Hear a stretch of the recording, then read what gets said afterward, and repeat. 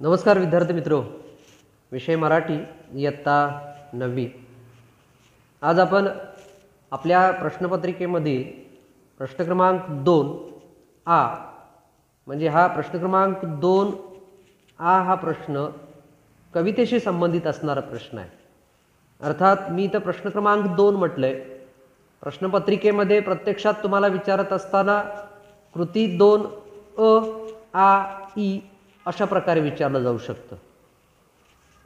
इथं हा कवितेवरचा प्रश्न आहे। पहिला कवितेवरचा जो प्रश्न अ असणार आहे तो त्या कवितेवरती आधारित असणारी जे प्रश्न असतील त्या प्रश्नांची उत्तर आपल्याला लिहायची असतात। हा जो प्रश्न आहे तो इथे मुद्द्यांच्या आधारे कृती सोडवा असा एक प्रश्न असतो की जो 4 गुणांसाठीचा असणारा प्रश्न आहे। मी यापूर्वीच्या व्हिडिओमध्ये तुम्हाला असं सांगितलेलं होतं की हा जो 4 गुणांचा प्रश्न आपल्याला सोडवायचा आहे याकरिता नेमके कुठले प्रश्न विचारले जाऊ शकतात, अभ्यास आपण करत असताना कोणत्या प्रकारे करणं गरजेचं आहे की जेणेकरून इथं या प्रश्नाला अनुसरून आपल्याला उत्तर लिहिणं सोपं होईल, या दृष्टिकोनातून आपण आजचा व्हिडिओ तयार केलाय आणि तो तुमच्यापर्यंत पोहोचवण्याचा प्रयत्न करतोय। मुद्द्यांच्या आधारे कृती सोडवा 4 गुणांचा हा प्रश्न आहे। इयत्ता 9वी आणि 10वीच्या कृतीपत्रिकेच्या नवीन अद्ययावत आराखड्यानुसार प्रश्न 2A हा कवितेवर दिलेल्या मुद्द्यांच्या आधारे कृती सोडवा हा प्रश्न असेल। यामध्ये प्रश्न क्रमांक 2A आणि ई यात दिलेल्या पठित कविता सोडून पाठ्यपुस्तकातील इतर कोणत्याही 2 कवितांची नावे दिली जातील। त्यापैकी कोणत्याही एका कवितेवर खाली दिलेले जे मुद्दे आहेत त्या मुद्द्यांच्या आधारे कृती करणं आपल्याला अपेक्षित असतं। अर्थात नव्या बदललेल्या स्वरूपानुसार 4च मुद्दे विचारले जाणार आहेत। 4 गुणांसाठी 4 मुद्दे। इथं आपल्या समोर 11 मुद्दे आहेत। 11चे 11 मुद्दे विचारले जाणार नाहीत, तर या 11 पैकी कोणतेही 4 विचारले जाऊ शकतील की जे आपल्याला 4 गुणांसाठीचे असतील। परत एकदा हे समजून घ्या की प्रश्न क्रमांक 2A आणि प्रश्न क्रमांक 2E इथं ज्या कवितेतले प्रश्न विचारलेले असतील त्या कविता सोडून उरलेल्या आपल्या पुस्तकातल्या ज्या कविता आहेत त्या कवितांवरती आधारित असणारा हा प्रश्न असेल। त्यामुळे आपल्याला अभ्यास करताना सगळ्या कवितांचा अभ्यास करायचा आहे। आता सत्र परीक्षा 1 ही डोळ्यासमोर जर आपण ठेवली आणि त्या विचाराने जर आपण अभ्यास करायचा म्हटलं तर सत्र परीक्षा 1 साठी असणाऱ्या अभ्यासक्रमामध्ये आपल्या एकूण 4 कविता आहेत। त्यामुळे या 4ही कवितांचा आपल्याला अभ्यास करायचा आहे। या 4 कवितांमध्ये संतवाणीमधल्या 2 या झोपडीत माझ्या आणि मी वाचवतोय अशा 4 कवितांचा आपण अभ्यास जेव्हा नीटनेटक्या पद्धतीने करेल त्यातल्या 3 कविता इथं विचारल्या जाणार आहेत आणि त्याच्यावरती आधारलेले प्रश्न आपल्याला सोडवायचे असतील। 4 गुणांसाठीचा हा प्रश्न आहे। इथं काय काय प्रश्न विचारले जाऊ शकतील तर प्रस्तुत कवितेचे कवी आणि कवयित्री कोण आहेत याकरिता आपल्याला परिचय वाचायला हवा, त्याचा अभ्यास करायला हवा। कवितेचा रचना प्रकार काय आहे, कवितेचा काव्यसंग्रह कोणता आहे, कवितेचा विषय कोणता आहे, कवितेतून व्यक्त होणारा स्थायी भाव, जे आपण रसविचार बघितले त्या 9 रसांचे 9 स्थायी भाव आहेत, ते स्थायी भाव पुन्हा एकदा बघा, पुन्हा एकदा त्याचा अभ्यास करा, वाचन करा, म्हणजे आपल्याला नीटपणे समजू शकतं। कवितेच्या कवीची किंवा कवयित्रीची लेखन वैशिष्ट्ये, कवितेची मध्यवर्ती कल्पना, कवितेतून व्यक्त होणारा विचार, कवितेतील आवडलेली ओळ, कविता आवडण्याची वा न आवडण्याची कारणे, कवितेतून मिळणारा संदेश इत्यादी 11 मुद्द्यांचा आपण विचार केला तर या 11 मुद्द्यांचा काळजीपूर्वक अभ्यास करा। यातले 4 मुद्दे आपल्याला इथं विचारले जाणार आहेत, त्याची उत्तरं आपल्याला लिहिता यायला हवीत। विद्यार्थी मित्रो, हे 4 पैकी 4 आपल्याला मार्क्स मिळवायचे आहेत। या अनुषंगाने आपलं वाचन हे कवितेच्या लेखक किंवा कवयित्रीच्या परिचयापासून सुरुवात व्हायला हवं, ते शेवटपर्यंत, जोपर्यंत तुम्ही काळजीपूर्वक वाचत नाही तोपर्यंत त्याच्यावरती वस्तुनिष्ठ स्वरूपात विचारल्या जाणाऱ्या प्रश्नांची उत्तरं आपल्याला नीटपणे देता येणार नाहीत. ठीक आहे, म्हणजे हे तुम्ही लक्षात घ्या की प्रश्न क्रमांक 2A हा आपल्याला या दिलेल्या कृतीवरती आधारित आहे. दिलेले जे प्रश्न आहेत त्या प्रश्नांची उत्तर आपल्याला लिहायची आहेत. याकरिता 4 गुण असतील. मी काही नमुना दाखल इथे तुम्हाला 2-3 कवितांचे अशा नमुना दाखल उत्तर कशी लिहायची ती इथं दिलेली आहेत. त्यातलं एक तुमच्या समोर स्पष्ट करून सांगेन. पुढचे जी 2-3 असतील ती तुम्ही व्हिडिओ बघत असताना नीटपणे वाचा, समजून घ्या. इथं प्रश्न कसा दिलाय बघा. पुढील कवितेवर दिलेल्या मुद्द्यांच्या आधारे कृती सोडवा. कविता आहे संतवाणीमधली धरीला पंढरीचा चोर. प्रश्न काय विचारलाय? प्रस्तुत कवितेचे कवी कवयित्री कोण आहेत? तर संत जनाबाई. कवितेचा रचना प्रकार काय आहे? प्रस्तुत कवितेत छोटा अभंग हा प्राचीन लोकछंद वापरला आहे. कवितेचा काव्यसंग्रह सकल संत गाथा खंड पहिला संत जनाबाईंचे अभंग. कवितेचा विषय विठ्ठलाचे प्रेम व जवळीक लाभावी म्हणून त्याला मनाच्या बंदीखान्यात कोंडून ठेवणं, या विषयाच्या अनुषंगाने ही कविता आपल्या समोर येताना दिसते. 6वा त्यातला प्रश्न असा आहे, 5वा, की कवितेतून व्यक्त होणारा स्थायी भाव विठ्ठल हृदयवाशी राहावा हा भक्तिभाव आहे त्याच्यातून. 6वा आहे तो कवितेची भाषिक वैशिष्ट्ये.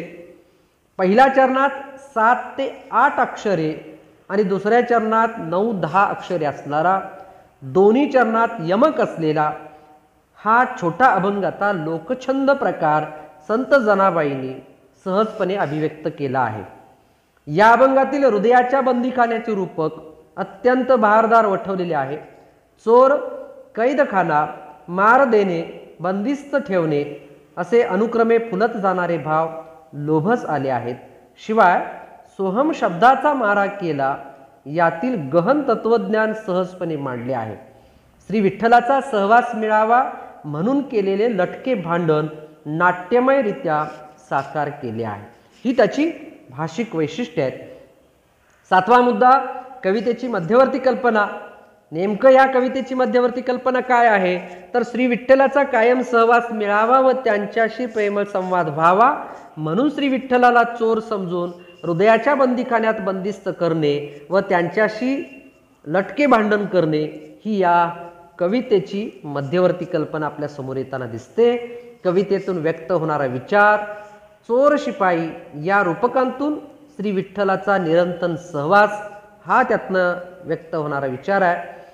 कवितेतील आवडलेल्या ओळी या व्यक्तीनुसार बदलणाऱ्या असतील. म्हणजे इथं 2 सोहम शब्दाचा मारा केला विठ्ठल काकुळतेला आला, हा प्रश्न इतका सोपा आहे. तुम्हाला ज्या ओळी आवडतात त्या ओळी तुम्ही लिहू शकता. व्यक्तिगणिक या बदलू शकतात. त्यामुळे इथलं कोणत्याही 2 ओळी तुम्ही तिथे लिहिल्या तर चालू शकतील. पण यावर आधारण्याची पुढचे 2 मुद्दे आहेत की कविता आवडण्याची व न आवडण्याची कारणं.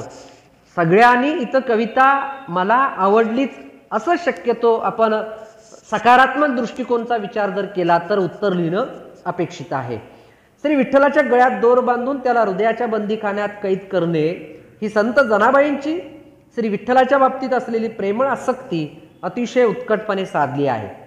प्राण गेला तरी तुला मी सोडणार नाही या निवेदनातून विठ्ठल कायम मनात वसावा ही आंतरिक ओढ सहजपणे व सार्थपणे या अभंगात व्यक्त झाली आहे. त्यामुळेच संत जनाबाईंचा हा अभंग मला फार आवडला.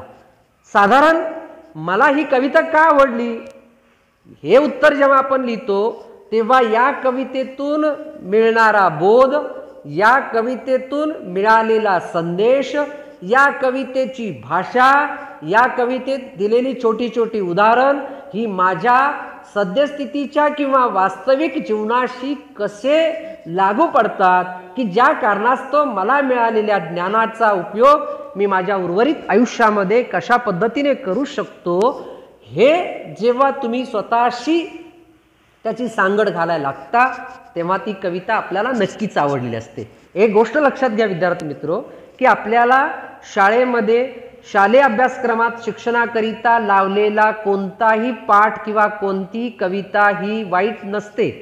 त्याच्यातून कुठल्या ना कुठल्या तरी स्वरूपाचं मूल्य आपल्यापर्यंत येऊन पोचावं की जे जगण्यासाठी उपयुक्त असेल आणि उर्वरित आयुष्यामध्ये त्याचा आपण उपयोग करून घ्यावा, हा उद्देश डोळ्यासमोर ठेवून अभ्यासक्रम मंडळाने आपल्यासाठी त्या अभ्यासाचं नियोजन केलेलं असतं, त्या पाठाचं नियोजन केलेलं असतं, त्या कवितेचं नियोजन केलं असतं. त्यामुळे कोणतीच कविता, कोणताच पाठ हा केवळ वाचायचा आहे, केवळ अभ्यासापुरता मर्यादित आहे असा विचार आपण करणार नाही, तर तो जगण्यासाठी कसा उपयुक्त आहे, भविष्यकाळात माझ्या त्याच्यातून मिळणारे संदेश, त्याच्यातून मिळणारा बोध कसा उपयुक्त आहे, याचा आपण जेव्हा विचार करतो तेव्हा नक्कीच त्याच्यातून आपल्याला काहीतरी साध्य होणार असतं. म्हणून ती मला का आवडली याचं उत्तर असंच्या असं अगदी प्रमाणित भाषेत यायला पाहिजे असं नाही, तर तुम्ही तिथं तुमची भाषा, तुमचे शब्द, तुमचे विचार मांडले तरी चालतील आणि ती कविता का आवडली हे लिहिलं तरी चालू शकतं. कारण या कवितेतल्या आवडलेल्या ओळी, कविता का आवडली हे उत्तर मुक्त उत्तर आहे. तुम्ही जे उत्तर लिहाल ते तिथं बरोबर असेल, फक्त ते त्या कवितेशी संबंधित असायला हवं. त्या कवितेचा सकारात्मक दृष्टिकोन डोळ्यासमोर ठेवून त्या उत्तराची मांडणी आपल्याकडून करायला हवी, हे मात्र आपण विसरून चालणार नाही. आणि शेवटचा मुद्दा आहे तो कवितेतून मिळणारा संदेश. मला यातून काय साध्य झालं, मला काय बोध मिळाला, मला काय संदेश मिळाला, तर भक्तिरसाचे उत्कट उदाहरण या अभंगातून प्रत्ययाला येते. परमेश्वर व भक्त यांचा संबंध अतूट असावा, केवळ नामस्मरण व जवळीक असावी, या भावनेचा परमोच्च बिंदू या कवितेतून गाठलेला आपल्याला दिसतो, की जो मला माझ्या भविष्यकाळामध्ये, माझ्या उर्वरित जीवनामध्ये अतिशय उपयुक्त ठरू शकतो, हा या कवितेतून मिळणारा संदेश आहे. अर्थात इथे 11 मुद्द्यांचा स्पष्टीकरण मी तुमच्यासमोर मांडलं, पण परीक्षेला विचारत असताना केवळ यातले 4 मुद्दे विचारले जातील 4 मार्कांसाठी. त्यामुळे कोणते 4 मुद्दे तुम्हाला विचारले जातील हे सांगता येणार नाहीत. त्यामुळे तुम्ही या 11 मुद्द्यांचा काळजीपूर्वक अभ्यास करा, म्हणजे त्यातले कोणतेही 4 तुम्हाला जर विचारले तर त्याची उत्तरं लिहिणं तुम्हाला अतिशय सोपं होऊ शकतं. ठीक आहे, यातले काही नमुने मी तुमच्या समोर इथं दिलेत. पुढचा प्रश्न दिलाय, या झोपडीत माझ्या, यावर आधारित असणार आहे. त्याच्या पुढे या 2 कवितांचा तुम्ही काळजीपूर्वक जर अभ्यास केलात तर नक्कीच तुम्हाला या कृतीवर आधारित असणारा प्रश्न कसा सोडवावा हे लक्षात येऊ शकतं. ठीक आहे, जर याबाबत आणखी जर तुम्हाला काही अडचण असेल तर मला वैयक्तिक तुम्ही फोन करू शकता. धन्यवाद. घरी राहा, सुरक्षित राहा.